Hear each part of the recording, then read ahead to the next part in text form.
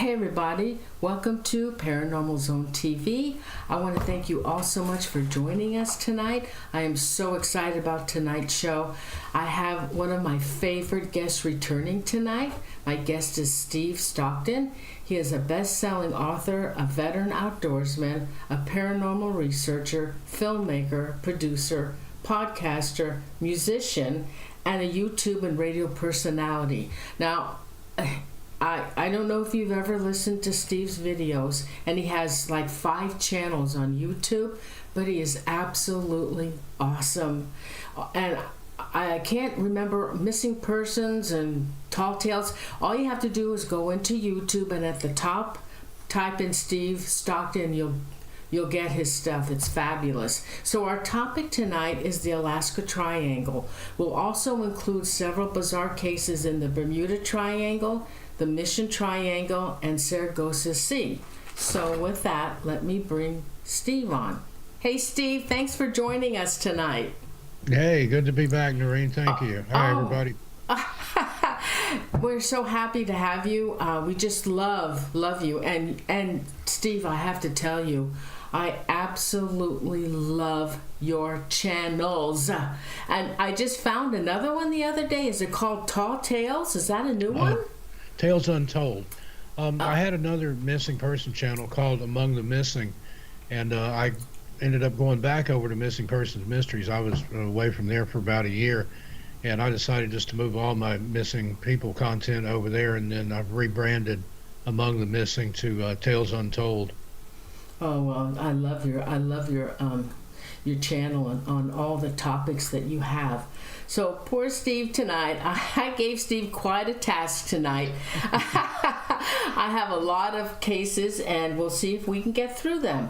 All right, so Steve, let's talk about the Bigfoot towns. And let me put them up, and I'll just remind you what I have. So hold on. Okay, so you have the Bigfoot was in these Alaska towns: Peterson, I guess it's Peterson Creek, Crystal Bay, Ketchikan, and Wrangell. So do you want to start with one of those? Yeah, there's several places up there, as you mentioned, and that's just a few of the cities where they've encountered some kind of tall, hairy creature there. In Portlock, in that area, Nahanni Valley, which we'll get to later, they know it as the Nantinak in the local native tongue there. But yeah, there's been all throughout different parts of Alaska Bigfoot encounters, or Sasquatch, Sabe, whatever you choose to call this hairy hominid, cryptid, whatever it is.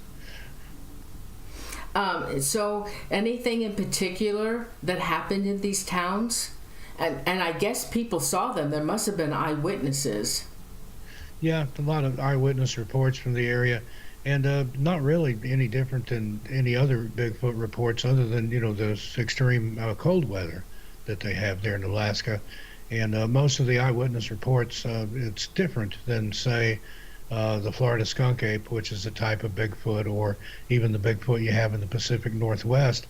Up in Alaska, they tend to be hairier, and I'm sure that's due to the climate. But anywhere from a black to a dark gray fur seems to be the going trend among Bigfeet there. But there's lots of strange things. They come out of the woods. They seem to be really protective of the land. Of course, there's a lot that goes on in Alaska as far as the mining and things like that, and Bigfoot seems to be very protective of the environment. They known to break equipment, try to get into miners' cabins, chase miners off, a little bit of everything. They're not happy with what's going on there. All right, so there's one town in particular I want to talk about, and when I read this, I couldn't believe it. It's Portlock. That is the creepiest story I've ever heard. Can you tell the viewers about this? Yeah, I'll have to give you the condensed version. We could probably fill an hour just on Portlock alone. Let me get to my notes here. And then there's so much other stuff here too. This is just the tip of the iceberg. Pull it up here. I had these in Oh, a different sure. order. So that's yeah, Portlock's also known as Port Chatham.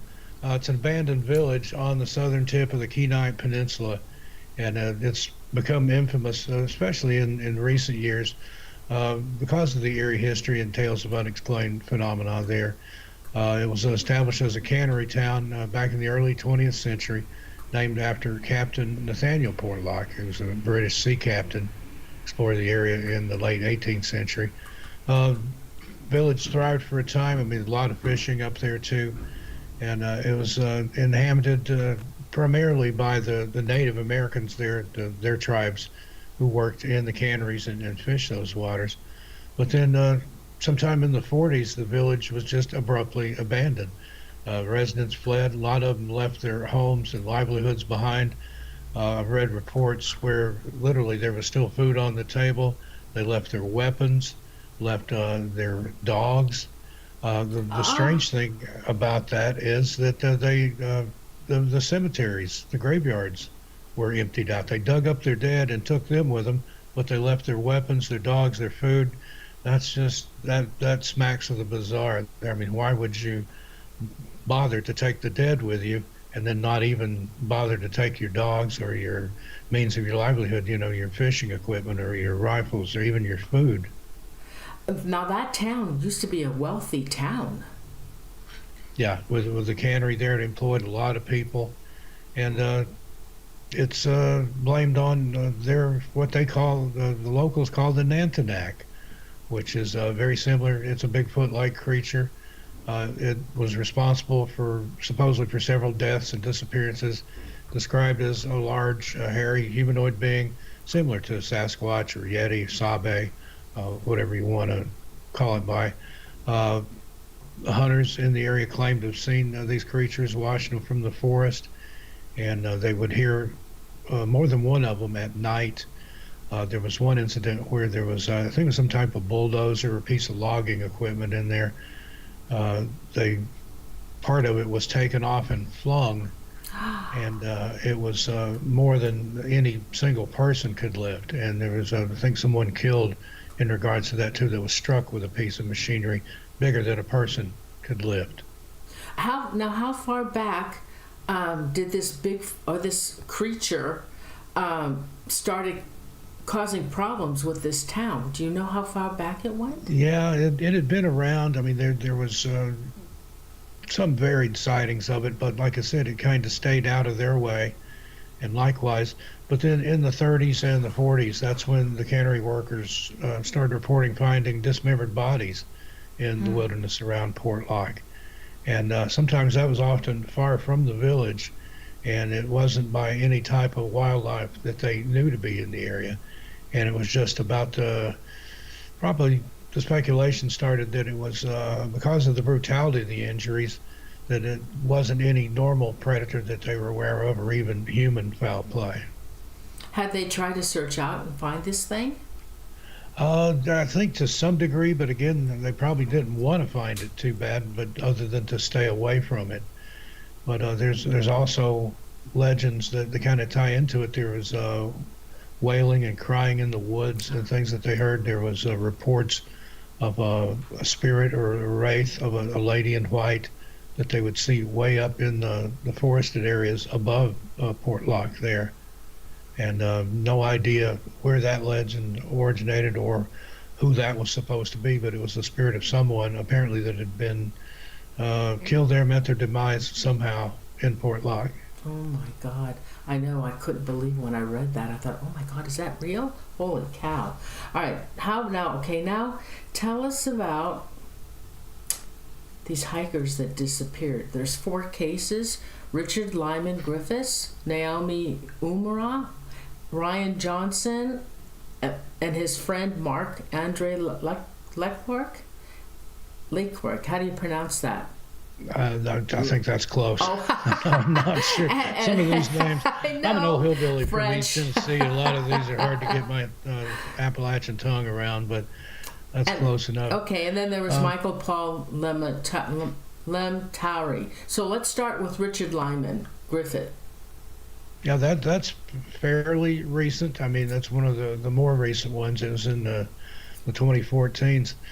Just he went out for a hike and essentially never came back. I mean, there's not a lot of information on that one, and that's the sad thing about a lot of these. There's not any real information. It was like they were just there and then they weren't. Now there are environmental factors and things that can be a concern there just because of the harsh weather in Alaska.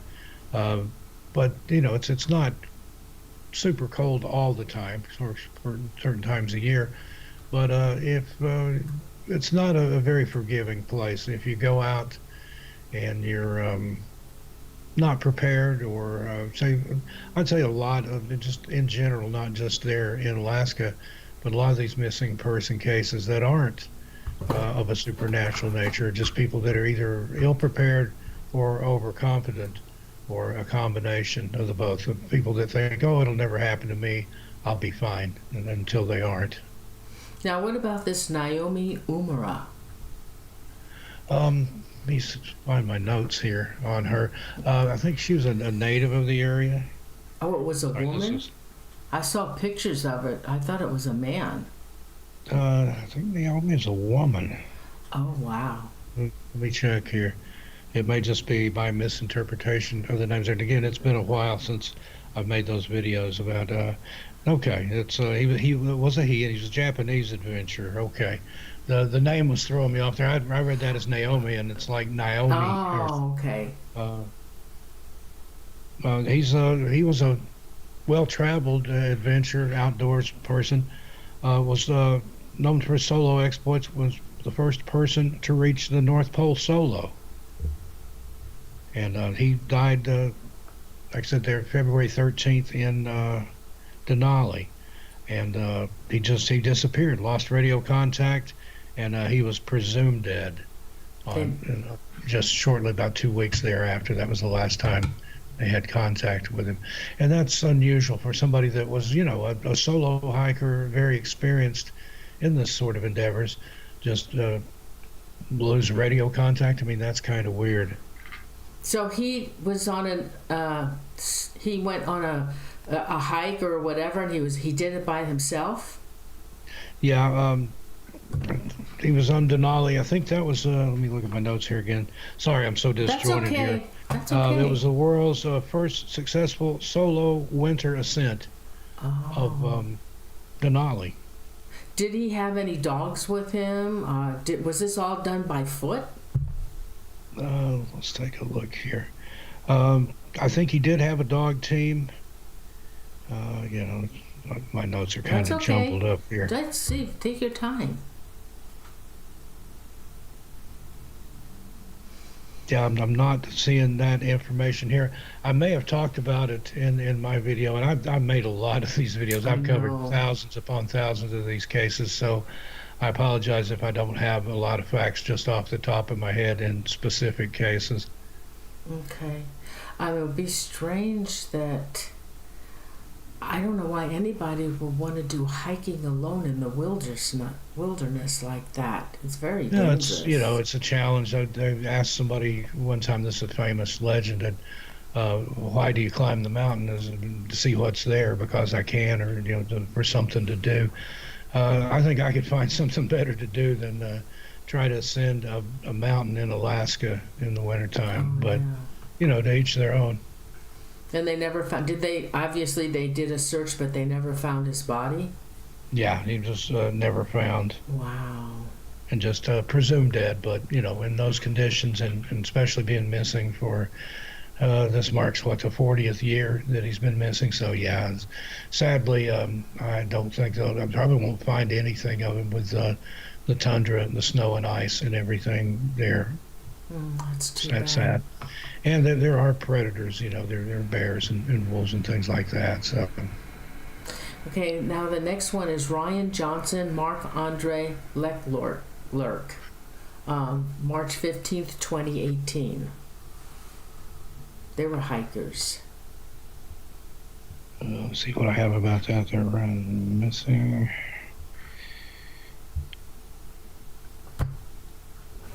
Yeah, no, they were both. They were alpine climbers. These were another pair where they didn't find anything. They just disappeared. Um, Ryan Johnson and Mark Andre Leclerc, I'm guessing at that name. They were missing in the Mendenhall Towers area of Alaska and are presumed dead, according to the Alaska State Troopers involved in the search. Again, members of Juneau Mountain Rescue, Alaska State Troopers, the Coast Guard, NWS, and friends of family and just other volunteers tried to coordinate the search, and they were using a Mendenhall Glacier exit route and probable ascent and descent routes. Nobody knew for sure. So again, that's similar. It's, I think, more understandable when they're missing in the woods. But if you don't know the routes they were taking, it's literally like looking for a needle in a haystack. I've heard search and rescue in forested areas, national parks. So, how would you even know where to look? Because of some of these parks, hundreds of thousands of acres. And that's why it's important, if you are hiking or camping or doing anything in the woods, let somebody know where you're going, when you plan to be back, what routes you're going to take. Okay, we have a viewer that wants to know, Sarah, wants to know, have you ever yourself been to Alaska? No, believe it or not, I haven't. I've had plans to go a couple of years ago. Portlock was one of the places I was going to visit. The only way to get there is by boat or by seaplane. And I'd found a bush pilot that was going to take me in there, and he's like, "I'll let you out and come back and get you, but I'm not spending the night in that area." So that was the plan, but it didn't come to fruition because of other things. I ended up moving across the country. I'm in New England now, so. And what about Michael Paul Lematere? Okay, let me check my notes on that one. A lot of these cases they're so sad because with the average person, even if something bad happens to them out there, the family, if you have closure, that's one thing. But in cases where they've gone missing and no remains, nothing is ever found, the family can't even begin to grieve properly. If they are found deceased, you can have a grave plot, a nice stone, or you can have their ashes in an urn in a place of respect in your home. But if they're not found, you're never going to know, just what happened to these people. So that's frightening to think about. Now, Michael's case, that was a really weird one. He was running a marathon up the mountain. There was sounds just so. There are people that are mountain runners and trail runners that instead of hiking, they run. And this one, he had passed the judge one of the trail observers at the last part of it, went up the mountain, and then he never came back down. Oh my God! That's one of the really strange ones.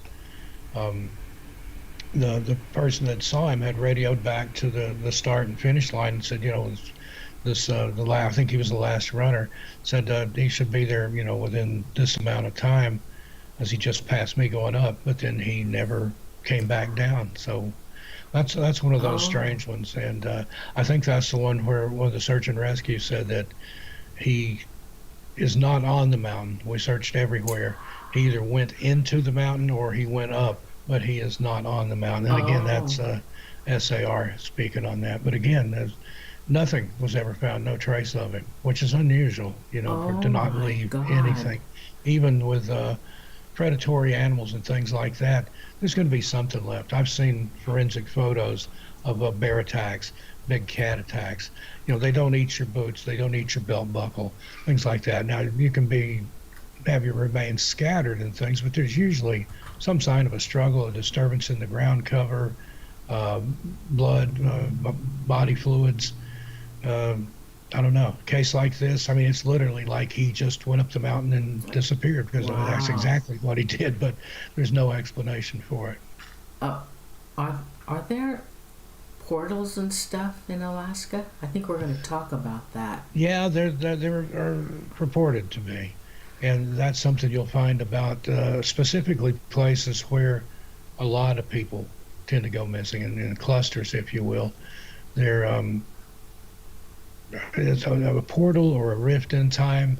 uh, maybe even time and space. There are accounts of people that when they were missing, they could see search and rescue, and they're calling to them, trying to get their attention. And sometimes they're only a short distance away, but it's like they can't see or hear the missing person. Only the person that's missing can see them. I don't know how to explain that other than some kind of portal or the fabric of time and space kind of meld together there. And then also there's people that have been hiking along, following a well-marked trail, and suddenly they realize they're not on the trail anymore. They don't recognize where they are or anything around them. They look back, they can't see any trail that they've ever been on. They're someplace else. And where is that?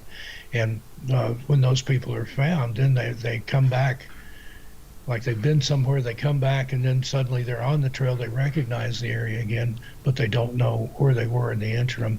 And excuse me, there are time shifts or changes in there too. People that have been missing sometimes for days, only an hour or two may have passed to them. Likewise, there have been people missing for only a short time, maybe 2 or 3 hours. But when they come back, they're like, no, that's impossible because I saw the sun rise and set 2 or 3 times while I was out there lost. So there's definitely something out there. Oh, yeah. Besides Bigfoot or extraterrestrials or Dogman or whatever that takes people, there are people that just disappear and go to someplace else. Kind of reminds me of the old, not the movie, but the old TV show from the 70s, Land of the Lost, where they went through a portal and ended up having to fight dinosaurs and slee stags. Steve, that happened to me. I lost 2 hours of time. That happened to me, I don't know, about 12 years ago, I think. It's frightening. I mean, that happened to me as a teenager. I lost about 2 hours, close to 3. And I had a person with me, and he experienced the same thing. And to this day, no idea where we were, what happened. And I really don't want to know. If I was abducted and probed or experimented on or something, I don't want to recall it under hypnosis. I'd rather not know. As a senior in high school, the guy that was with me, he lived up the street. He was a junior. We lived in a subdivision that was being developed in different phases. We lived in phase 2. Phase 3 was up the hill above us, and there was nothing up there but wooded lots at that point, but they did have a paved road in. We were up there riding our bikes. It was about 8 o'clock or so at night, and we were just pedaling along, and I remember off to my right, I heard like a metallic clanking sound up in the woods where there was nothing. And then the next thing I knew, still on my bike, still pedaling, but I'm going the other direction, like back toward home. My friend Danny, I'll call him, he's right there beside me, didn't say a word. He went to his house, went in his driveway. I went on down the street, went in my driveway to my house. And I said it was about 8 o'clock. Well, when I get in, it's almost 11. And my parents are like, where you been? You know, we've been worried about you. You've been gone for hours. And it's like, I was out riding bikes with Danny. But I don't know. There's 2, almost 3 hours there that I have absolutely no idea what happened. And when I did talk to Danny about it, he understood. I mean, like, did something happen the other night? And he's like, yeah. He's like, I was afraid to say anything. Oh. And I felt the same way. So neither one of us, and I've talked to him in adulthood. I turned 60 last year, and he's 59. But we both experienced the same thing in regards to the circumstances, but neither one of us recall anything beyond that. Wow. So it's frightening. That's very scary when you lost time like that. Now, I've had other experiences where just, the time got away from you and things like that. But this was very, very different. I mean, you don't ride up the hill and then turn around and come back and then suddenly 3 hours has passed by. Absolutely. I know. We were Absolutely. within a quarter mile of the end of that paved street in a cul-de-sac. So no idea. Wow. Strange things happen all the time. I know. Okay, let's see. Okay, now, that's crazy, Steve. I'd love to hear some more of your stories. Now, let's go on to the next one. Okay, this is the plane crash that disappeared in October 16th, 1972, Hale Boggs. and Majority Leader Nick Begich. Yeah, that one, that's there's a lot of wormholes on that one, or rabbit holes, and they go deep. There's so many strange things because of that, and there's, of course, planes go missing in Alaska and things. It's because of the weather and whatnot, and human error, mechanical failure, things like that. But this one, there's conspiracy theories and speculations about it, and then again, just where it happened. But October 16, 1972, they were traveling in a Cessna 310. They took off from Anchorage, Alaska, headed for Juneau. On board were Nick Begich, who was a first term, I believe, U.S. Congressman representing Alaska, and Hale Boggs, who was the House Majority Leader from Louisiana, and he did a lot of campaigning and helped other people out and things. And also Russell Brown, who was an aide to Congressman Begich, and a man named Don Jones, who was the pilot of the Cessna. And it was intended to be just a routine trip. Shortly after takeoff, the aircraft literally vanished, disappeared from, of course, radio contact, radar. And at that time, it was one of the largest search efforts in U.S. history, involved over 40 military aircraft and numerous civilian volunteers, combing an area of over 32,000 square miles. Yet, excuse me, no trace of the plane or its occupants was ever found. Oh, that's really strange. And like I said, there's several theories. I mean, again, without any proof or anything, it's all just theories and speculation. But the plausible, like I said, environmental and natural causes. Alaska is known for its harsh and sometimes unpredictable weather. There's thought that the plane could have encountered severe weather conditions, which led to a crash in a remote area, as there's dense forest, rugged mountains, vast glaciers. It could theoretically conceal the wreckage, but again, not likely with that many people searching for it on the ground and in the air. And then there's always, pilot error, mechanical failure. That's a small aircraft, a Cessna 310. I've flown in one before.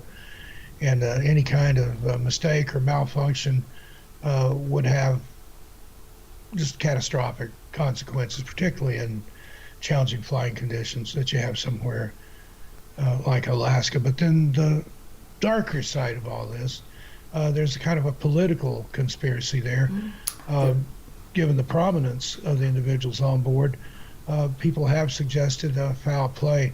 Hale Boggs was a member of the Warren Commission, which investigated, of course, the assassination of President John F. Kennedy.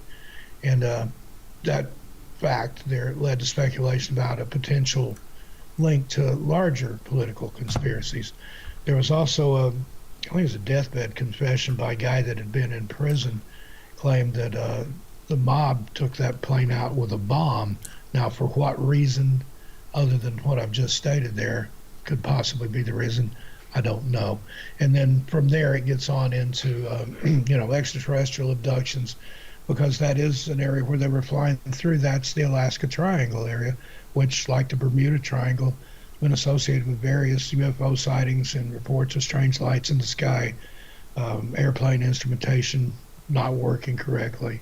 And then, of course, the supernatural theories. There's, again, back to those local legends and folklore, a lot of mysterious forces at work there in the Alaskan wilderness. I mean, you've got, we already mentioned the Nantinak. There's other shape-shifting creatures like the Kushtaka, which we'll talk about more later, and other supernatural phenomena like that. That just adds, another layer of intrigue and fear to these disappearances. But that one, again, for a plane, even a small one, to crash and no trace of it to be found. And they know within, I think, a 75-mile radius of where they lost contact with it, but nothing.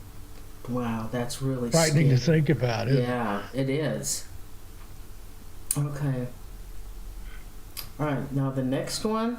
Okay, this one is 1950. A U.S. Troop PC-54D Skymaster plane with 44 passengers vanished without a trace. Okay, let me pull up my notes on that. I've got these out of order here. Uh, okay, yeah, that was a Douglas C-54 Skymaster, Right. disappeared in 1950, and that's another one of the most perplexing aviation mysteries in Alaskan history, and that helped contribute significantly to the legend of the Alaskan Triangle. Um, it was an Air Force Douglas C-54 Skymaster, like I said, took off from Ellendorf Air Force Base in Anchorage en route to Great Falls Air Force Base in Montana. Again, a routine flight transporting 44 passengers and crew, including military personnel and civilians. That type of plane, was considered a reliable four-engine transport aircraft, widely used during World War II and the post-war period. We got a lot better stuff now. And excuse me, approximately 2 hours after takeoff, aircraft made its last radio contact while flying over the Yukon Territory. The crew reported no issues, and the weather was generally clear, although some areas did report localized fog and snow showers. And then after that, communication vanished seemingly without a trace. Oh my God. Now, the initial response upon realizing that the C-54 was overdue, U.S. military launched a massive search and rescue operations. It, again, like I said, became one of the largest in history, involved over 85 aircraft, including B-17s, B-29s, C-47s, and then even the newly developed at that time H-5 helicopters.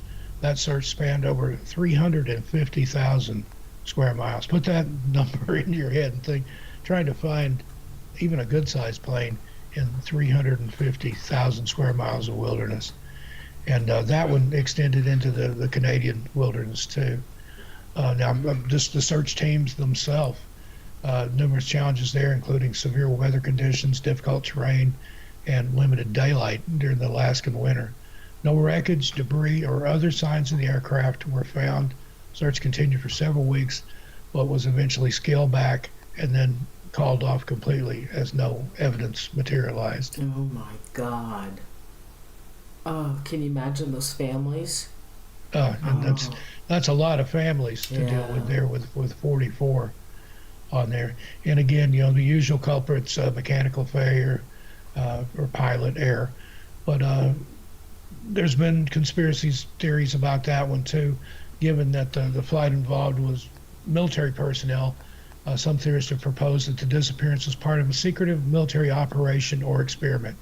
Now, that theory suggests that the aircraft might have been on a classified mission, and its disappearance was covered up to prevent any sensitive information from being disclosed. Kind of a thing that would take, maybe someday it'll come out in redacted documents or through a FOIA activity. But that's just speculative theory, and same with any extraterrestrial or supernatural explanations. But if I were betting on a conspiracy theory, that one, I think that might hold some water, since it was military heavily involved. There might have been something on there that, due to national security, they didn't want to talk about or leak out. But again, that's a lot to cover up, and like I said, a lot of families they would have to take care of. Oh my God. All right, let's see the next one. Okay. Well, I had a little bit more on that one. All right, let me go back. Yeah, because because of that, it had a significant impact on aviation safety as well as search and rescue operations. It led to improvements in aircraft tracking, communication protocols, and search and rescue coordination. And this one, they've never officially closed it out. I mean, it's still considered missing. The case is open. Occasionally, there's an effort to re-examine the evidence or explore some new leads, although no definitive answers have ever been found. That's one of those that just continues to intrigue and baffle people. And again, maybe there is an Alaskan triangle. I mean, there's certainly a triangle there, but do these things really happen there? Wow. All right. All right, okay, I'm sorry. I didn't want to leave that part out just because I thought it was relevant. Steve, that's fine. That's fine. That's great. I'm glad you added that. That's great. Okay, now this is the Japan Airlines cargo flight 1628. An incident is regarded as one of the most documented and credible UFO events in aviation history. It's where the airplane was tailed by three unidentified objects. I'm sorry, can you repeat what you said there? Okay, this is the Japan Airlines cargo flight 1628, and is regarded as one of the most documented and credible UFO events in aviation history. And it was a Japanese airline cargo flight and had three UFOs following him. Yeah, yeah. Okay. That one, like I said, it was one of the most documented, visually observed by sometimes terrified flight crew. These UFOs, three of them, have been playing tag with it for about 50 minutes. Excuse me. And the captain, I'm going to attempt the name here, Kinju Teruyuchi. He was an ex-fighter pilot and senior airline pilot with more than 10,000 hours flight experience. So this wasn't, somebody in their Cessna out for a weekend jaunt. This was somebody that knew what he was doing. He was assigned to fly JAL cargo. This particular flight was from Paris, France to Reykjavik. And it was a stopover in Anchorage and then on to Tokyo. Let me see what I've got here in my notes. It was about 104 miles northeast of Fort Yukon. Flight controller asked the pilot to adjust its heading so the plane would pass south of the fort and Fairbanks.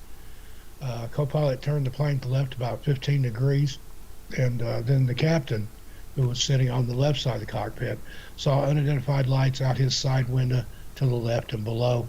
At first, he thought they were military planes, like an escort plane, but so he ignored them, and then a few minutes later realized that they were unidentified and were pacing him. They contacted the Anchorage Center twice in rapid succession, asked if there were other aircraft in the area. The Anchorage Center responded that there were no military aircraft, and ground radar did not show any aircraft other than Flight 1628. And then the lights continued moving in an erratic manner, and the distance, the captain, he thought that the distance from these things he was observing was far enough, and felt no immediate danger. Sorry, the pollen is wreaking havoc with my voice here in New England. But the small circle lights then began to fly at a level flight at the same speed as the jet. Let's see. The maneuvers it was making was impossible for any man-made machine to make in front of a jumbo jet as they were experiencing here. Let's see, there above Edelson Air Force Base. It was a clear night just above the bright city lights, and in coordination with the Anchorage Center, Captain Teruyuchi attempted evasive maneuvers such as flying in a circle and changing altitude. The bigger UFO, later described by Teruyuchi as the size of two aircraft carriers, shadowed the flight through all maneuvers. And it only got worse from there. But afterwards, the military didn't want to give out their tapes on that, or the disc. They're flown overnight to looked at, but the military refused to send them and everything. But they got everything that Anchorage Traffic Control had. And again, the radar, the digital radar, and the sound. NORAD looked at those tapes. Again, it's either military or something inexplicable like UFOs. And that was just more of a, almost like a Project Blue Book type thing, a strange encounter. And they survived that, but Captain Teruyuchi ended up at a desk job because the JAL felt that he had embarrassed the company talking about UFOs and things. Now, he was reinstated a few years later, and one of the persons in the FAA that was looking into that case, and he personally periodically recounted that story of JAL Flight 1628 as the truth, and he later became a aerospace industry consultant. Really? But just a lot of weird fallout with that case. Wow. All right. Okay, so now this is where we're going to talk. This is the Alaska vortex and ley lines and energy in Alaska. Yeah, no, there are places. I mean, there are triangles and places within those triangles, but sometimes outside the triangles, there are those energy vortexes. Of course, the famous ones, the Bermuda Triangle. We mentioned the Sargasso Sea, which is out kind of in the middle of the Atlantic. There's one there as well. There's at least one of them in Alaska where there's electromagnetic malfunctions, equipment doesn't behave as it's supposed to. There seems to be some sort of unidentified energy source there. There's one near the Great Smoky Mountains as well. Not, or maybe oddly enough, you have a lot of disappearances here too. Oh, yeah. There's one in Sedona, Arizona, and that area, a lot of strange goings on there. There's one in southern Oregon near the California border known as the Oregon Vortex. In fact, you can line those up if you go up the I-5. You can pick out those hot spots, Northern California, Mount Shasta, Oregon Vortex, all the way up into Washington State and into Canada. And they think it's similar to the ley lines. Like those are more prominent or seem to be in the UK with these ancient stone sites like standing stones like Stonehenge and things like that. But there seems to be like a geomagnetic path that these things follow. The Nazca lines in Peru, another one where on the ground they don't look like anything, but seen from space they look like creatures, normal creatures for the most part that we know. But how did people that were ground dwellers know what they were plotting out and make it look so defined from space? Is it a message to something from the stars, or did something up there guide them in where to put things like the crop circles and things like that? If you see them from ground level, it doesn't make any sense, but from 10, 20, 30,000 feet, you see the geometry and patterns and things there. All right. Okay, so this one. Aliens, Mount Hayes, and psychic spying. Let's see what I've got on that one.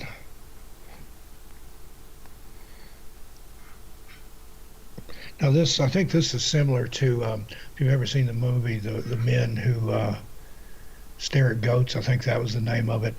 There have been trials in the military of using I forget the term, remote viewing, if you will, for cases of spying, and that was supposedly what was going on there. That it was a secret project, a black bag project. If Wasn't you will, that the Philadelphia incident? The Philadelphia experiment involved where they were trying to cloak a ship using some sort of electromagnetic thing, and it disappeared only to reappear in another area, and not everybody made it. That's a whole different ball of wax. But the psychic spying, that's based on remote viewers and their use in military. What about the aliens in Mount Hayes? See what I have on that here.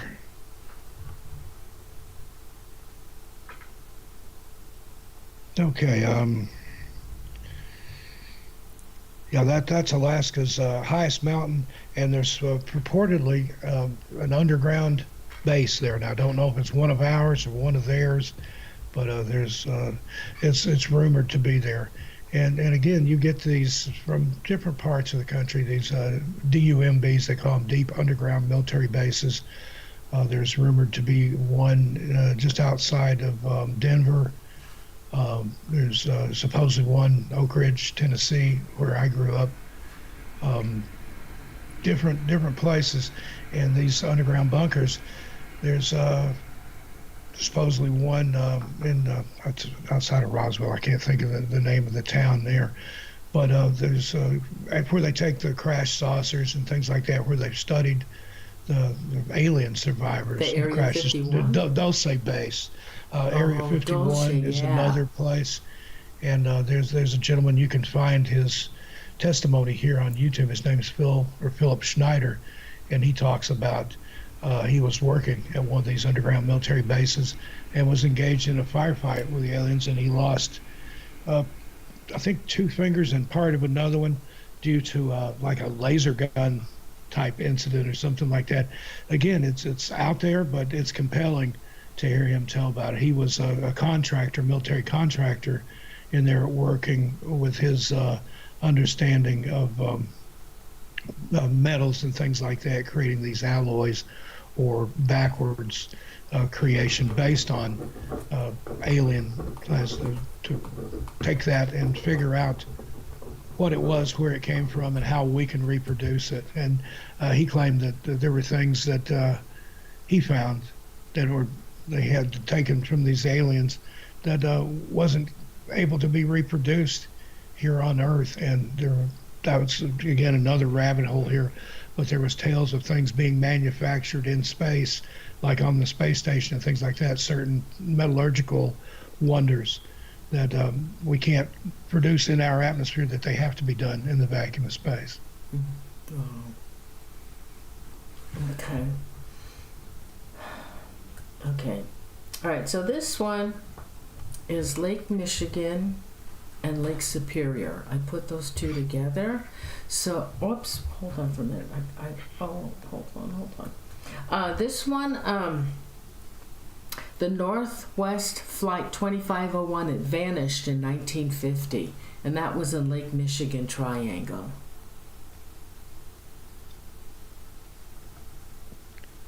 Lake Michigan. There's rumored to be a pyramid there too. There's supposedly a pyramid under the water there. And let's see, Lake Michigan, that was flight 2501. I'm looking at the screen here. There's a delay because I'm watching the YouTube here where you put it up. I can't see it. I didn't know you were doing that. Yeah, flight 2501 vanished in 1950, Northwest Orient. Yeah. Was DC-4 operating its daily transcontinental service between New York City and Seattle. Disappeared on the night of June 23rd. Was carrying 55 passengers, 3 crew members, and the loss of all 58 aboard made it the deadliest commercial airliner accident in America at the time. Flight controllers lost radio contact with it. The pilot had requested a descent to 2,500 feet. The witnesses on the ground reported hearing engine sputtering noises and a flash of light after the last radio transmission. They dragged the bottom of Lake Michigan with trawlers, but nothing was found. Now there was reports of a squall line, turbulence, things like that. Again, weather-related phenomenon that's not all that spooky. But then there were reports of strange lights and other things around it. And they never found it? No. As far as I know, I don't see an update here in my notes, anything recent. A lot of these, I'll go back and check, because sometimes, years later, there will be a bit of new evidence come back. But on that one, the last time I checked, no, there's never been any wreckage recovered. And those Great Lakes are immense. They're more like inland oceans. I mean, they have their own tides and waves, and that kind of leads us into the other one you've got up on the screen there, which is in Lake Superior, the Edmund Fitzgerald. And that happened in November 1975. People my age and older, maybe younger, will remember there was a famous song about that by Gordon Lightfoot. Yes, I love that song. Wreck of the Edmund Fitzgerald. And that one, it was because of the waves on the lake there, as far as anybody knows. There was another freighter ahead of that one, and it almost sank him, and then he saw it go behind him on down the lake, and the Edmund Fitzgerald was coming up behind him, and it sunk in. And again, that was a lot of, especially in Superior, the water is so cold, those bodies will stay in there. In fact, that's a line of the song. Superior, it's said, never gives up her dead when the winds of November blow early, I think. But they don't decompose, or at least not as quickly, not from normal decomposition. and the bodies don't rise. Now, didn't they find that ship? Yeah, they found pieces of it, but it took a long time. And they have the bell from the ship in, I think it's the Sea Mariners Chapel or something like that. I can't remember the name of the place, but they have the bell from the Edmund Fitzgerald. And that one's just, it's legendary, but I don't think it's really that mysterious. It's more weather related, I think. Let's see, I bypassed this by mistake. Hold on. The creature, Kushtaka. Oh yeah, I've got a whole page of stuff. Yeah, I almost forgot. Let me find that here. And that's similar, to the Nantinak, which we were talking about earlier. What's this up here? The Kushtaka in the local tongue there, that translates to land otter man, and that's the Tlingit people. And that's one of the most, I think, intriguing and frightening cryptids folklore at least in the southeastern region of Alaska. It's a shapeshifter, deeply embedded in the cultural narratives of the natives, and often cited in discussions about the mysterious occurrences within the Alaskan Triangle. And as I said, that name Kushtaka translates literally in English to otter man. And they're described as shapeshifters with the ability to transform from human to otter and back. And according to the tribal mythology, they're malevolent beings who live in the wilderness, particularly near bodies of water. They can appear either as, like I said, ordinary otters or as humans, often taking on the guise of someone familiar to their intended victim. And of course, having that ability would allow them to blend into their surroundings and deceive people that they encounter. And they're also said to have the ability to mimic human voices, particularly the cries of women and children, being its favorite tactic. And they use those sounds to lure unsuspecting individuals into the wilderness. And then once, they get somebody in their area, that victim is at the mercy of the Kushtaka. And they're also believed to possess other supernatural powers. They can create illusions, which supposedly they can emit sound that can cause hallucinations, or they can supposedly even manipulate the environment to disorient people. Like I said, they're considered malevolent. People that have encountered them that live to tell the tale were driven insane. Oh. And it's just another one of those frightening legends, but the cultural significance is there. It's more of a tale of warning to keep people close to their cabins and things after dark, I think. And you have those cautionary tales in a lot of places, like the Smokies, for example, where I grew up. They had the Spearfinger and some of those legends and stories. But I think in any of those legends and folklore, there's a nugget of truth in there somewhere, and not something I would want to test and find out about. Wow. Okay. Last one, Steve. And it's only been an hour. And Yeah. See? I'm kind of rushing through these, and I apologize to you and your audience for kind of being all over the place. I'm a little disjointed here, but I think we've done a pretty good job. You did an excellent job. Okay, this is the last one. Okay, now this is the Bermuda Triangle, and it's the USS Cyclops that disappeared March 4th, 1918. That one. Okay, USS Cyclops. Yeah, I remember covering that one in my... I think I made a specific video about the Bermuda Triangle, or I had one, might have been in 13 places where people go missing. That's where I found it. So many different videos across two channels, and it's easy to get confused. But I remember the name of that one kind of stuck out.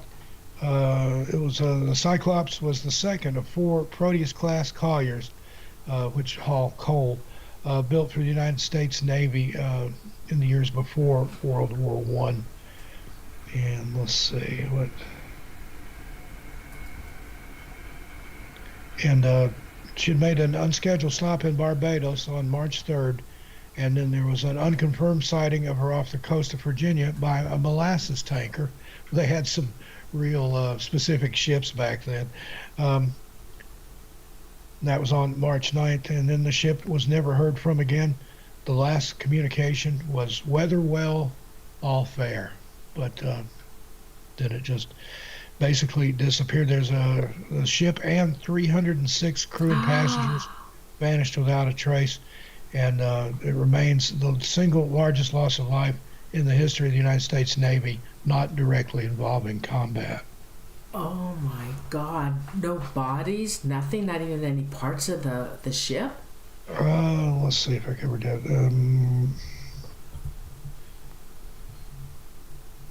As to my update here, and this is from I use a lot of military sites and things. This is from Navy.mil. As of their writing, the wreck has never been found, and the cause of her loss remains unknown. So that's 100 and what? Can't do math in my head. 106 years, and still no answer. Wow. Well, they don't still search for any of these ships, do they, that are lost? I think occasionally they'll reopen a case, re-examine it, and look at it with a fresh set of eyes, but it's not like an ongoing search or anything like that. It's pretty much just decided that it's not going to be found. And there's another one that I just wanted to touch on since I think we're a little ahead here. There was a squadron that was flying maneuvers out of Fort Lauderdale that went missing in that area. And the pilot was off the mic, and somebody else unknown was on the mic and said, we don't know where we're at. We can't see the land. They reported flying through some sort of cloud, like a green mist or something. And then and where they tracked them out, they should have been just off the coast of Florida, but again, in the Bermuda Triangle. And that disappeared. And then the squad that they sent out to look for them, part of those planes disappeared too. So it was, I wish I could remember more about that just off the top of my head. But again, Bermuda Triangle, there was a famous book by, I think Charles Berlitz was the author back in, I believe, the 70s, that really brought this to the fore. And there's just a lot of strange disappearances in the air and in the water. But then I've talked to people who had a lady comment on one of my videos that both her husband and sons were pilots in that area. They flew through the Bermuda Triangle every single flight that they went out and never had any problems. So it seems to be one of those things that just almost like flicking a switch. Sometimes the triangle is active, other times you get a pass. But who knows when and who among us will be willing to take a chance and see is today my not so lucky day. Well, Steve, years ago we went on a cruise and I freaked out because I didn't know we were going through the Bermuda Triangle. I was scared to death, but nothing happened. We had a safe voyage. I had no idea. This here now is Flight 19, disappeared December 5th, 1945. Look at my notes here real quick. Flight 19, 1945? Yeah, the Flight 19, that famous flight with the 5 airplanes. Okay, I think that's the one I was just describing. I couldn't remember. But that was in the Bermuda Triangle. Yeah. Oh. We'll see. Is that was Florida included in that? Yeah, there's Florida, the Bermuda's just off the coast there. And if you're in particularly a military aircraft, you're going to be in the triangle before you know it. Let's see, the official account of the events, Lieutenant Taylor mistook his location, believing he was flying over the Florida Keys and the Gulf of Mexico.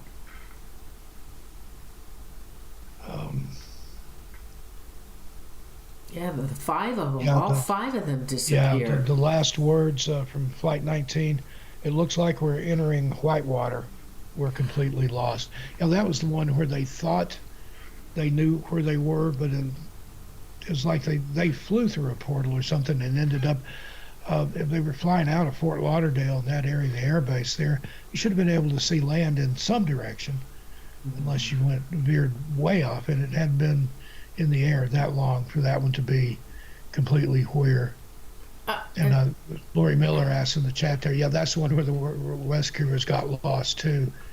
And I've got more on that. Again, I've got a whole video about this over on one of my channels. I hate to be that way, but I've got a bigger, deeper dive into it than I'm able to go into here just on short notice. Okay. But has any other airplanes in that route that they took that happened? Like what happened to them? Well, there's been all kinds of disappearances in the Bermuda Triangle. Aircraft, ships, people. I don't know if it's the same particular circumstances, but that one, Flight 19, it's very strange and interesting, as somebody said in the chat there. Hi, Renee. But that's one that bears looking into just because of all the military involvement and stuff. And again, you get that conspiracy that it was more than just a training exercise. They were doing something hinky, something that they weren't supposed to, and that's why it was covered up. But again, you can always connect the dots in reverse. And conspiracy theories, it's just that it's a theory, but who knows? But yeah, there's all kinds of disappearances there, and there's other triangles. That's once you start looking at these, I don't know what it is about 3 particular points. Now I've heard theories on that, but there's a Nevada triangle. It's I think it's Las Vegas, Reno, and then I think it juts over into California. A lot of planes have gone down there. There's triangles here where I'm at in New England. There's the Bridgewater Triangle. There's the Burlington Triangle with the White Mountains and things. All kinds of UFO activity. People going missing and never showing back up. No trace of them ever being found. And the more you look into it, triangles. And again, I had on my radio show recently, that's Everything Out There on the Clyde Lewis Ground Zero radio network, I had some pastors on that were talking about missing people from a biblical perspective, and we got into the triangles, and based on their views, the 3, it's a mocking of the Holy Trinity. And they talked about how you see that in demonology and demonic possession and demonic activity in houses and things. You'll hear 3 knocks at 3 a.m. People that are scratched by these entities, there'll be 3 scratches. And again, according to them, mocking of the Holy Trinity. So that would explain a triangle, 3 points, the Holy Trinity. Okay. And that's kind of a different way to look at it, but that makes as much sense as any of the other things that I've heard put forth about some of these. All right, I have 2 last ones. Saragusa Sea, the Mary Celeste. I've always loved this story. The Mary Celeste found adrift, deserted, December 5th, 1872. You find Saragusa Sea. I wasn't really familiar with that one until my wife helps me with the research on this. Hi, Nicole. I think she's listening tonight. And just wanted to let everybody know we're expecting a baby in September. I'm so excited for you. I'm so excited for you. So excited for you, Mrs. Stockton. Congratulations. Well, thank you very much. And it's her first, and it'll be my first son. So I'm very, very excited. Oh, I'm so happy for you, Steve. That's wonderful. Yeah.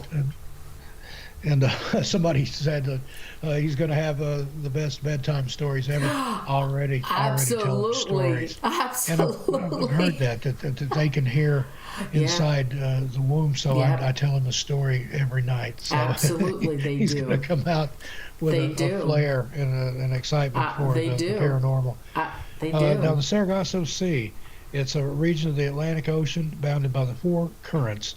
Unlike all other regions of the sea, it has no land boundaries and is distinguished from other parts of the Atlantic by its characteristic brown Sargassum seaweed. And in my video, I showed what that looks like. It's weird. It doesn't look like any kind of seaweed you've ever seen. I know. And there's lots of it in there. And it's kind of a sea within the sea. Somebody had commented when I made the video, oh, you mean the Atlantic Ocean? But it's not the Atlantic Ocean. It's a sea within the ocean. And that's what makes it so unusual. And it has a clockwise rotation that's independent of the water around it. And Let me see here if I can find some of the disappearances. Columbus wrote about the seaweed in there. It was so thick in that area that he was afraid that it would trap his ship. I mean, that's how thick this. Do a Google search, people, on sargassum seaweed, and you'll see what we're talking about there. And I'm trying to remember again that video just kind of all flowed together. See what disappeared there. One of the most famous was not July 1969. You have his picture down there. I just saw it on the screen. Oh yeah, Donald. Amateur sailor Donald Crowhurst. He disappeared after his yacht became mired in the Sargasso Sea. He had been competing in the Sunday Times Golden Globe race, which was a single-handed round-the-world yacht race. And a lot of his was due to poor preparation and not being as well equipped to handle that.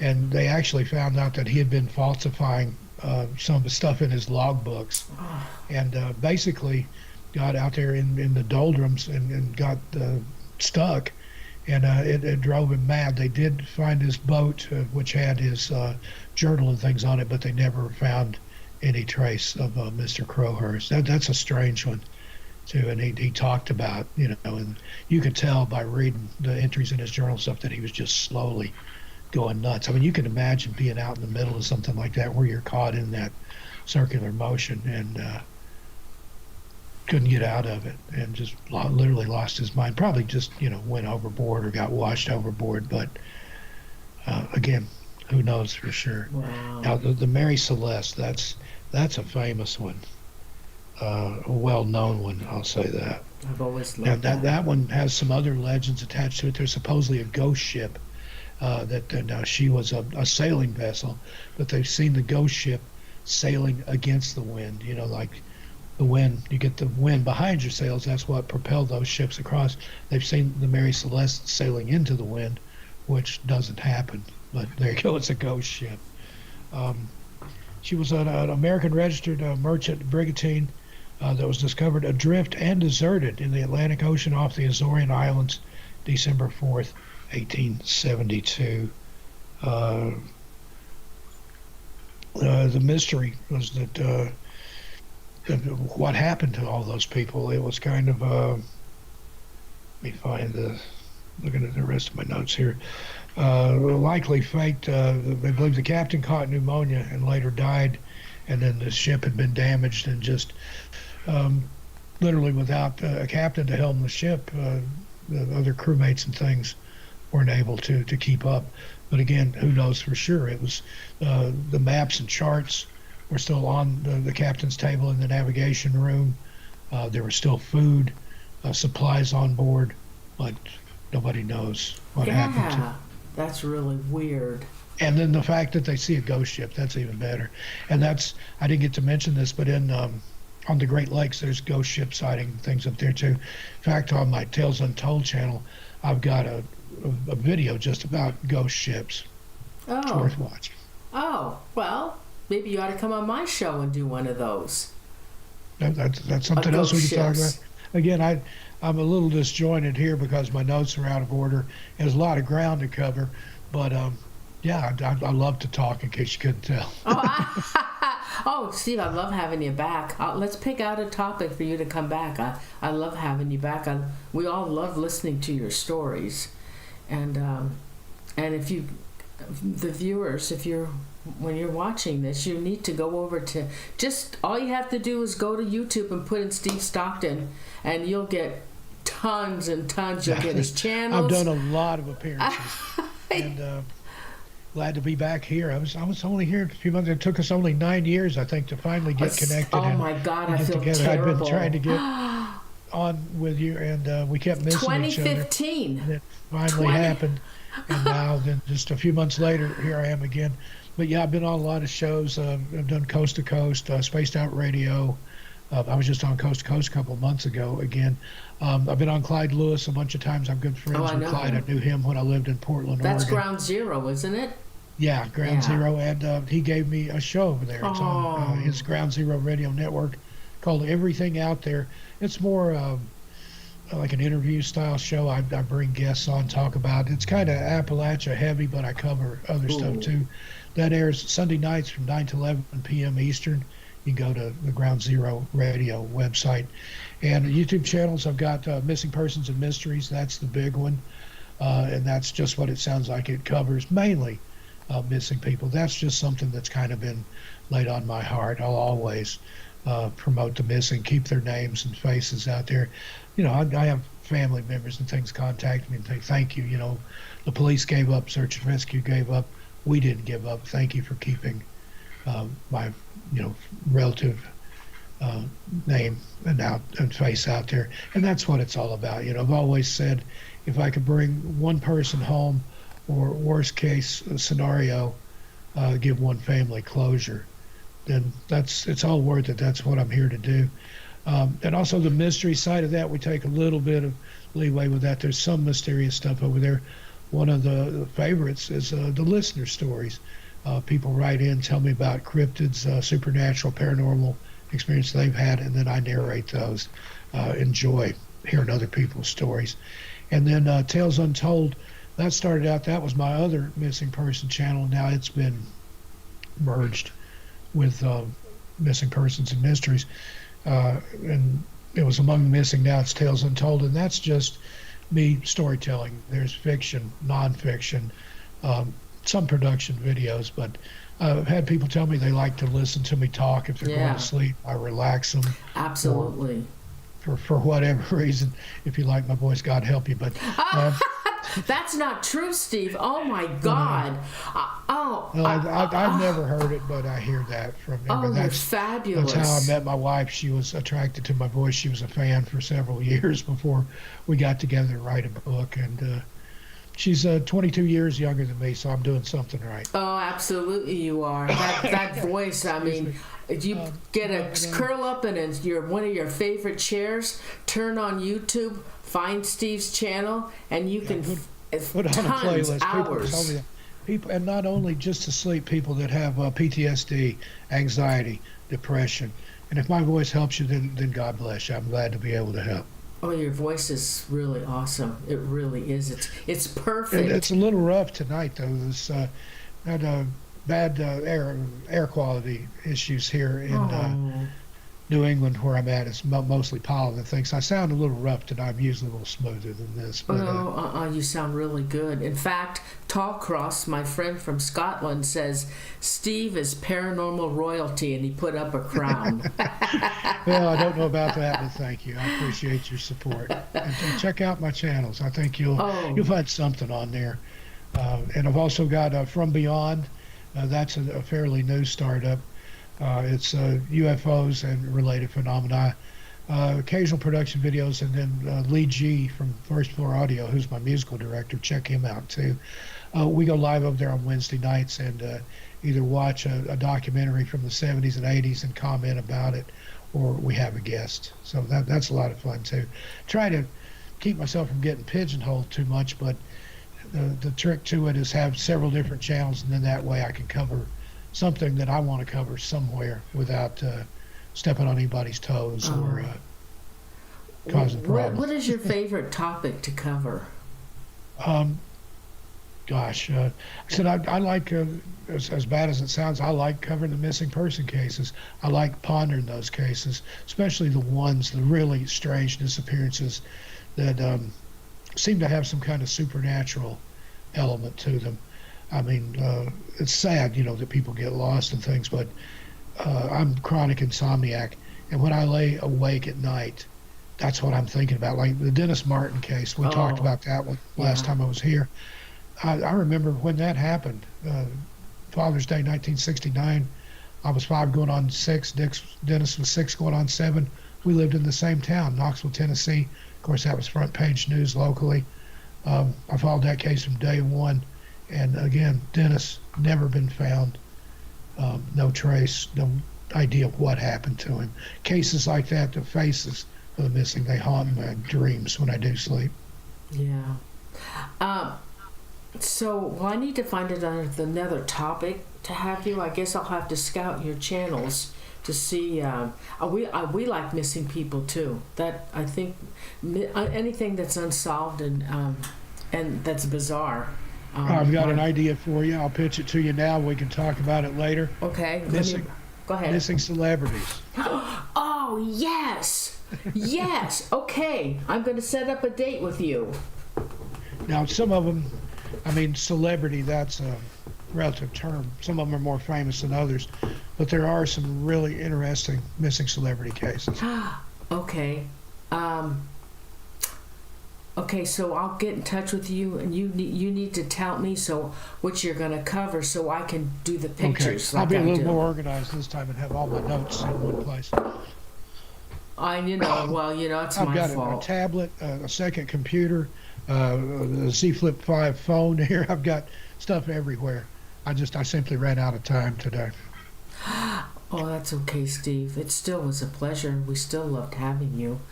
I'm going to get hold of you, and we're going to set up a date. My schedule's getting really full, so it's probably going to have to be November.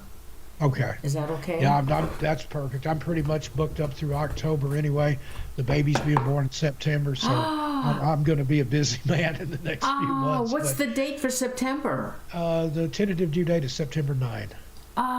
It's close to my birthday. That's awesome. It'll be a Virgo. Yay. Yeah. Oh, Steve, we're happy for you. Congratulations to you both. Thank you. And, I've never been happier. Oh my God, I'm so happy for you, Steve. And we found out we're expecting New Year's Day, and that set the tone for the whole year.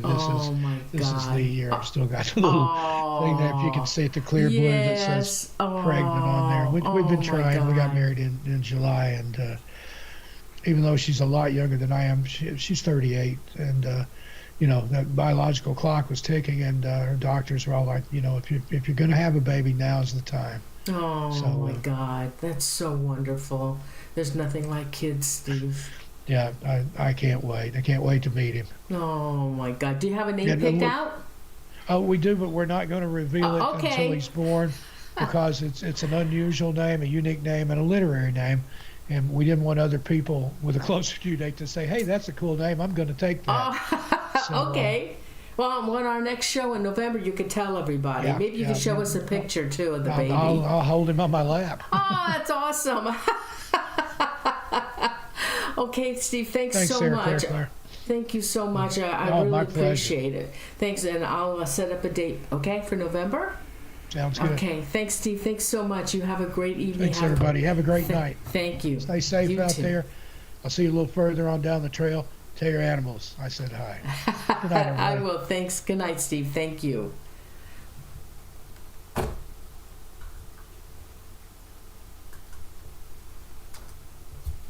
Oh, what a nice man. I just love Steve. Okay, here, let me get this off. Oh, God. So, I love Steve. We'll have him back. That sounds like a great topic.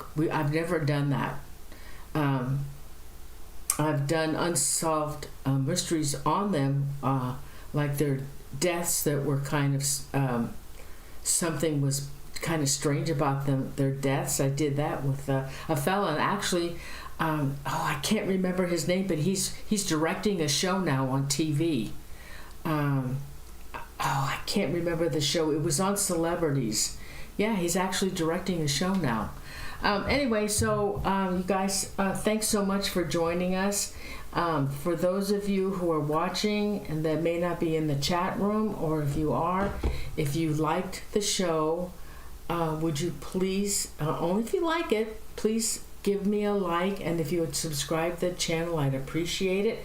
Now listen, June, oh God, we got three special shows in June. One of them that's coming up,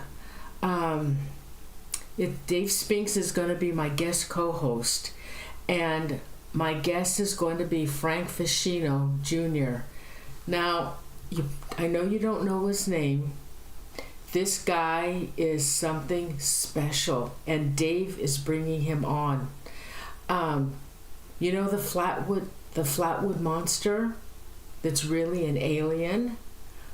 Well, this all came about from Frank, and we'll tell you the whole story when he comes on the show. He's the one that created this and started it, and it's the real deal. So anyway, we'll talk about it June 6th when Dave and Frank come on the show. I'm really excited about that one. Then we're doing a special show on a Sunday with Jen, because Frank sent me a message and he said, "Hey, Norene." In fact, he saw the show that we aired the last show that we did with Jen,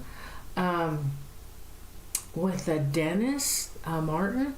He saw that show and he absolutely loved it. He said, "Oh my God, Norene, that was a great show." He said, "I watched it when you were live and I actually watched it the next day." Now he said, there is a lady, I forget the boy's name, he disappeared. He's never been found. And she's just out of her mind with grief. And he said, "Norene, would you and Jen please do a show on this missing boy? The mother needs closure." And so I talked to Jen, so we're going to do it right after. It would be June 6th, so I think it's going to be the Sunday after that we're going to do the show on this missing boy. And so I want to tell you something. Drew and I are going to have to bring Jen back, the three of us, and we're going to have to talk about, because of these cases that we've been doing with Jen, she is absolutely blowing it out of the water. I had a message from a lady. She said years ago, it was one of the cases that we were doing, that we had aired, and she said years ago, she had a psychic friend, and she asked that friend of hers, she wanted some information on that particular case. And she said, "Norene, when I watched the show with you and Jen," she said, "I was blown away." She said that psychic said the exact same thing that Jen said. So I had to let Jen know. Not only that, when Drew, Jen, and I did the show on D.B. Cooper, well, I don't know if you remember, but Jen kept saying, I keep getting this name, Mike Davis. Well, Drew is an expert on D.B. Cooper. There isn't anything he doesn't know about D.B. Cooper. He has just done so much research. He's a walking encyclopedia for D.B. Cooper. He does shows all the time. Well, I got a message from him a couple of days ago. He goes, "Norene," he said, "Jen is on to something here." I wrote him back and said, "What are you talking about?" And he sent me the link to a show he had done last week. Well, you're not going to believe this. And nobody has ever heard of Mike Davis. So I opened up the video and I couldn't believe it. This guy's been out there the whole time, but he just sat back. This fella had seen Drew. He bought his book on D.B. Cooper, and he contacted Drew, and his name was Mike Davis. This Mike Davis had the D.B. Cooper guy in his paratrooper. He was a skyjacker and a paratrooper, and D.B. Cooper was one of the members of his group. When Drew it was just amazing. And this guy was talking about this Cooper fella, Bradley. The real name is Bradley. And I had to let Jen know. I said, "Jen, you're not going to believe this. You hit it right on. There is a Mike Davis." And I think what she must have probably picking up, that probably Drew was going to be in touch with this Mike Davis, because that's exactly what happened. Anyway, so there's some of the stuff that Jen is coming across. We need to do shows and do updates on the cases that we have done, to let you guys know how she's the real deal. I mean, she's just amazing, absolutely amazing. I am Alpha. Hi. So, oh gosh, I got my calendar behind me, but I don't feel like getting it up. I also have a fellow I'm really excited. I saw him on another show, and I couldn't believe what I was hearing. You know, Mike Emsch, who talked about the dog man. This guy had a Bigfoot encounter, and it's scary as hell. So he's coming on the show, and I'm real excited about him coming on the show. I got a lot of stuff planned, so I'm looking forward to it. So everybody, thanks so much for being here, and I really appreciate it. And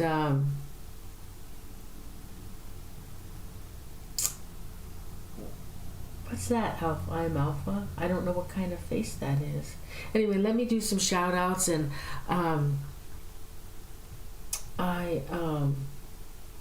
you know, can I tell you a story? You want to hear a story?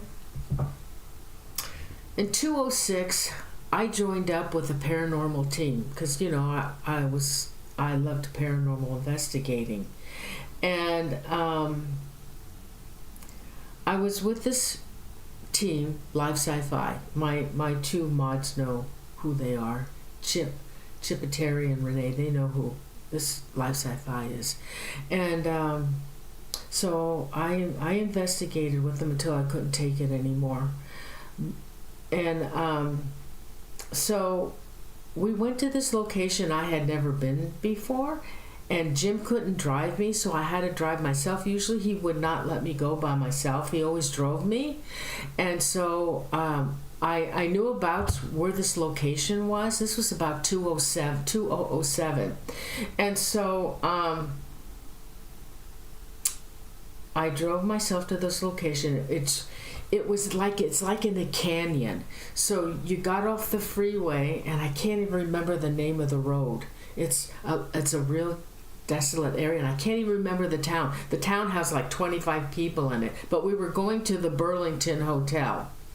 So I was lucky I found it, because when you get off the freeway, you go roundabout and down, and then you had to either take a left or a right, and thank God I took the right exit. I went down toward my left, and then you go way down deep into the valley, and there's a river there, and there's the Burlington Hotel, and then across the street a famous restaurant. I can't believe, I don't remember what it was. And so we had done the paranormal investigation, and this Burlington Hotel is one of the most haunted locations I've ever been to. And Donna Raymond, I told Donna Raymond, I said, Donna, she used to be my a really good friend, and we also did a paranormal talk show together for about a year, and then she moved to Washington, and so we were in, oh gosh, I lost my train of thought. So Donna can attest to this place, because when we were there was a spirit. We were doing a ghost box session or whatever, one of the rooms that were haunted, and Donna was standing right next to me, and then she left. I said, hey guys, where did Donna go? And she was in the hallway. I said, Donna, where are you? She goes, I'm here. I said, well, come back in here. And she says, Norene, I can't, because the guy that's in that room with you is John, and John keeps telling me to kill you, and I can't be in there. I said, kill me? She goes, yes, he wants me to kill you. I said, okay, then don't come in the room. And so she was picking up this place. This place used to be a brothel, and actually this hotel is where oh God, what's his name? He's the great grandson to H.H. Holmes. he believed that his great-great-grandfather, H.H. Holmes, went to this hotel. Well, it was a hotel at one time.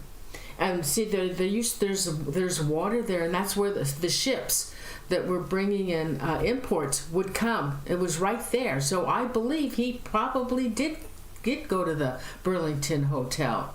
It's from the 1800s. And so then Donna said that she was psychically she was in contact with a bunch of the prostitutes, because it was a brothel. And one of the spirits, I think her name was Rosa. She was crying her heart out and this upset Donna to no end. And she said, Norene, what am I going to do? She said, this woman who's dead, they took her baby away from her. They used to kill the babies, by the way. When the girls got pregnant, they would take their babies and they would dispose of them. And Donna said, Norene, they're buried underneath this hotel. They're buried under there. How the heck am I going to get down there to try and find that baby? She wants me to find her. It was so sad. And I said, I don't know, Donna. And so I don't think Donna came out with us anymore. We went about 6 times, her with me, and then she quit the team. She couldn't take them anymore. So anyway, that night I had to drive home by myself. We ended the show at 2:00 in the morning, and so I was scared. And I said, oh my God, how am I going to find my way home? I remember how I got there, but I really couldn't remember how to get back.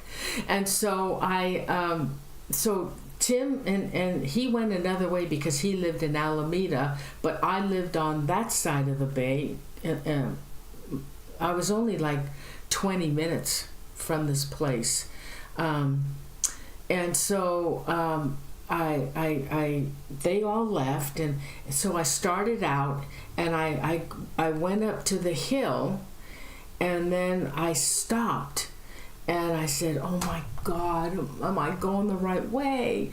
And I started and looked, and I said, oh my God, what am I going to do? My husband was fishing up in South Lake Tahoe. Donna was somewhere else. I couldn't call her because she wasn't in town.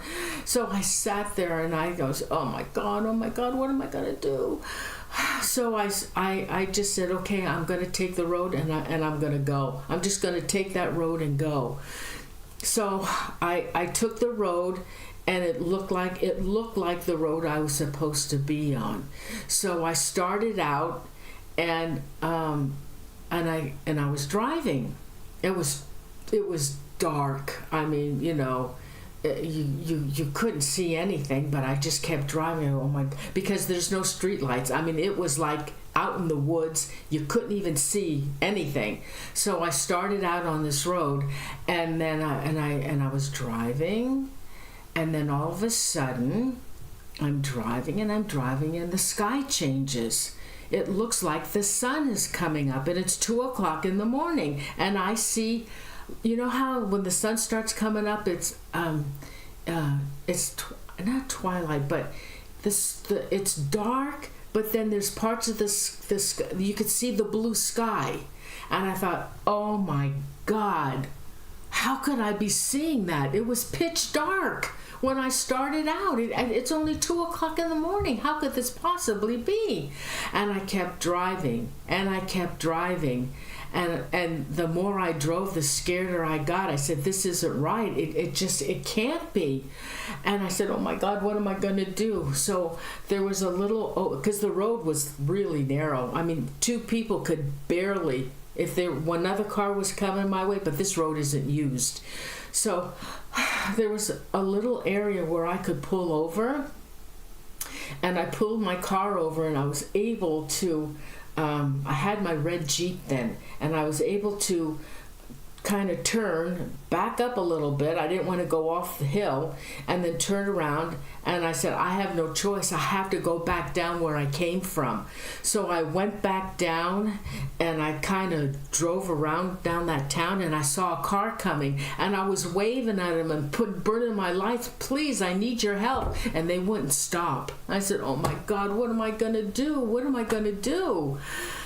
So I drove around, and I ended up back where I had first gone out. And I sat there for about 15 minutes. I was crying. I said, what am I going to do? I don't know what to do. So I said, I have to do it. I have to try one more time. So I just went out back on that road, and I said, I'm just going to do it. So I started out back on that road. And as I was driving, the sky was still black. It was still dark the way it should have been. And so when I'm driving, and then all of a sudden my headlights see this woman on the side of the road. I mean, she didn't have a flashlight, and the only reason I saw her is because my headlights saw it went on to her. She was on the opposite side. I'm here, and she's on the opposite side. And she had a dog with her, a little collie dog. I forget what they call them. They're collies, but they're little ones. And she had, I couldn't really see, I know she had jeans on, but I couldn't see her feet. And she had a red hooded sweatshirt on. And she had the hood over her head. So what I did was, she was here, but I pulled up a little bit ahead of her so I could roll the window down, and so I could get her as she's going by me. So I said, excuse me, could you please help me? I'm lost. And she stood there, and she was facing this way, but she put her hand up like this, so I couldn't see her face. And then she took her hand down, and she turned around and looked at me, and her eyes were turquoise. They were turquoise. They were size of a quarter, and they were turquoise. I could see it, but her face was like blurred. And I said, can you please help me? I said, I'm lost. I don't know. I need to get back onto the freeway. Can you help me? And the dog never made a sound, not a sound. So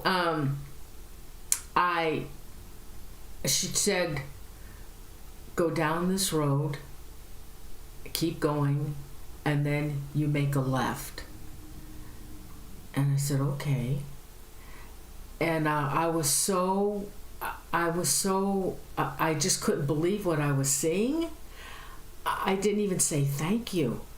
And I had rolled the window up, and I said, oh my God, I need to say thank you.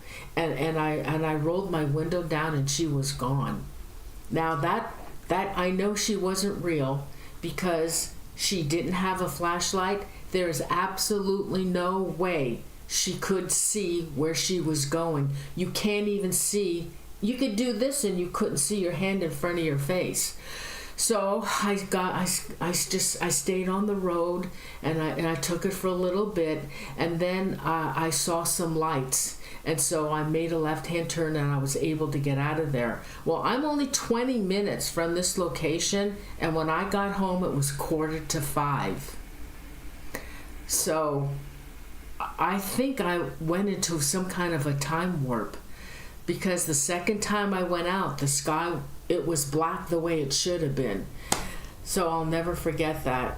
And then actually what happened was, I searched for ghosts by the Burlington on that road, because I can't remember the name of the road. And I found that, yes, this ghost, she comes out every night between 3:30 and I think 4:30. Or yeah, about 4:30, and there's I have that. I saved that listing that I did. I think they're still up. That site is still up, but I saved what I wrote on there, and other people have seen her.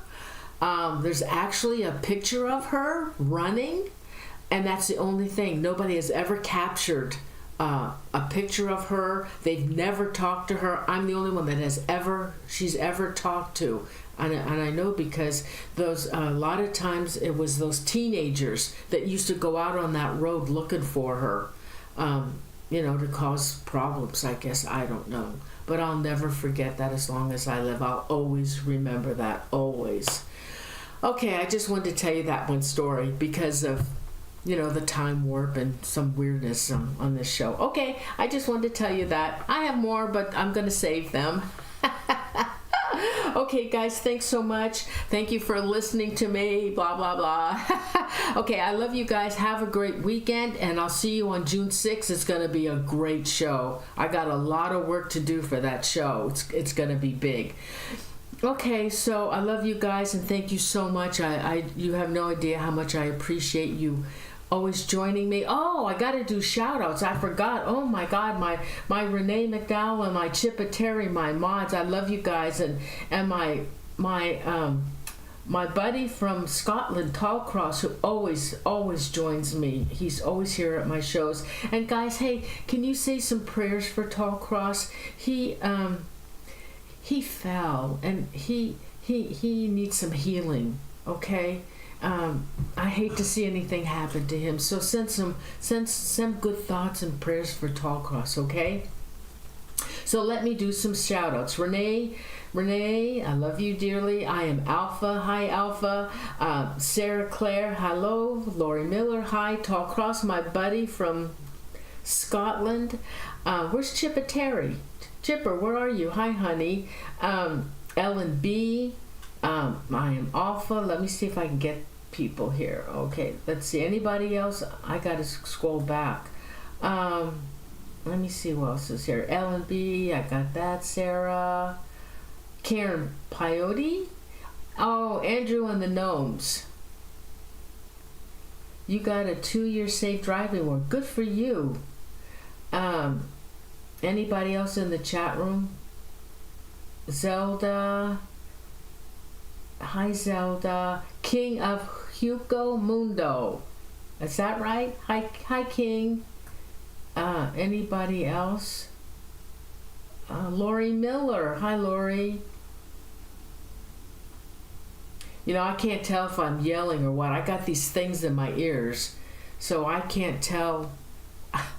I sound like I'm yelling.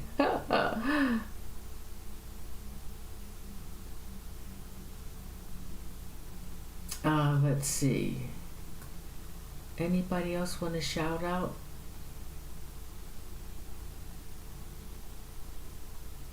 Anybody else? Okay, I don't see anybody else. I know there's still 42 people watching, but if you want,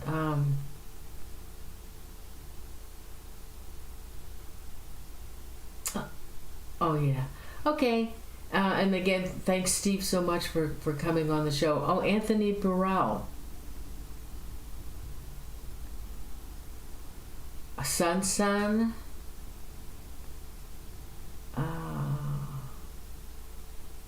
Anybody else want to shout out? I don't see anybody else in the chat here.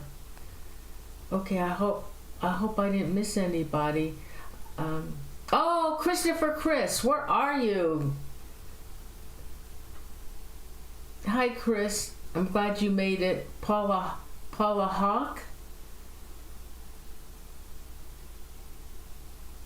Okay, Lolly Tubby, she was in. Okay, anybody else? Okay. Oh, Lisa Marie. Oh, Phantom. Yeah. Okay. Oh, CPTN Ron 7. Yes, I always look up. We've seen UFOs. When my sister lived up in the mountains in Arnold, we saw a UFO. It was bizarre.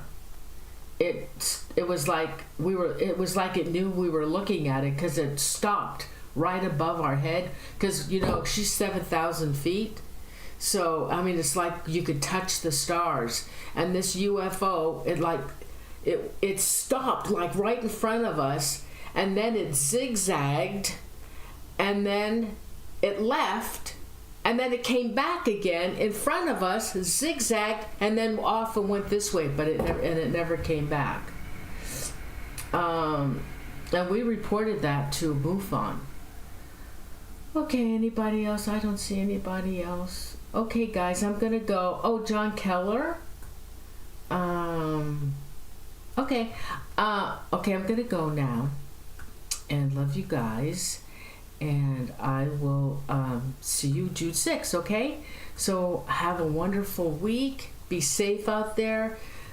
Remember, please give Tallcross your good thoughts and positive energy and some prayers for him to heal, okay? Thank you so much. I love you guys.